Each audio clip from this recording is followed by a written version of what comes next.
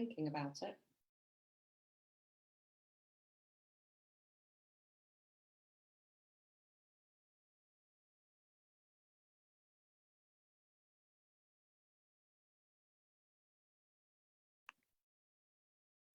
Morning, everyone. Welcome to Compliance Over Coffee. Just getting told me to check that we are actually live.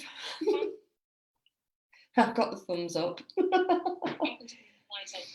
We're on Zoom again, firing through into Facebook. So I hope that's okay with you guys and you can actually see me. I, on the other hand, have 3 screens open at the moment and I can see myself on all 3 screens. The weather's a bit overcast here this morning, but we've still got our coffee. And I wanted to continue the compliance documents theme. This time it is still AML procedures, but it's buyer. And just as a seller, it's split into 2 sections. The buyer can either be a company or the buyer can be an individual. And of course, your written procedure has to dictate as to what your due diligence measures are going to be, depending on whether they're an individual or whether they're a company. The risk assessment still stands for high and low risk. So you have to decide what you're going to ask for confirmation of ID, address, etc. for low risk and or high risk, and include that in your written procedure.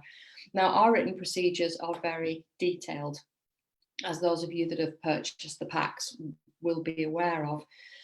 We have a lot of systems in place, so it covers all of our systems. When you guys start, it might well be an awful lot simpler, and that's absolutely fine. So let's take an individual first. Due diligence, they're an individual. They're not a company, so you can't go to company's house. So it's literally confirming that they are who they say they are, they live where they say they live, they have the cash to be able to make the purchase. And the key thing, of course, for money laundering is where that cash has come from. Now, our due diligence process is split into 2 parts, manual gathering and then the electronic checks. So the manual gathering gathers the data that you need, the evidence that you need, the copies of identity, certified, of course. And then we use aspects of that to put into the electronic system and check the identity in the electronic system, because that gets to places that we can't get. It gets to politically exposed persons and sanctions lists, etc., etc. What I wanted to talk to you about as well was electronic due diligence system, but I think I might leave that to another day. So that's the individual as a person. If they're investing through a company, there may just be one of them. There may be a husband and wife or a couple or partnership. There could be several of them in the company. And you do the risk on them as high or low risk. Do the checks on each individual if you need to do. Now, if we consider them to be a low risk, we might well just do the check on the key or the highest shareholder, the person who is the controller, the person who has put the most money in. If it's 50-50 split, we do it on both.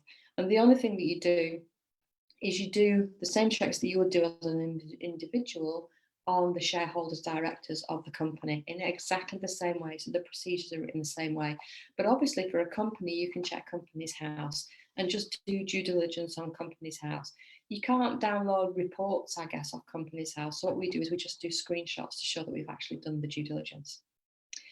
I hope that helps a little bit about your written procedures for your investors. That is Thursday morning's Compliance Over Coffee. I have no idea where this week is going. We will be back again next week with maybe some more compliance documents. I have to check my list. In the meantime, I hope you have a fabulous weekend, and Tony and I send our best wishes. We will be back with you again next week. Thank you. Bye for now.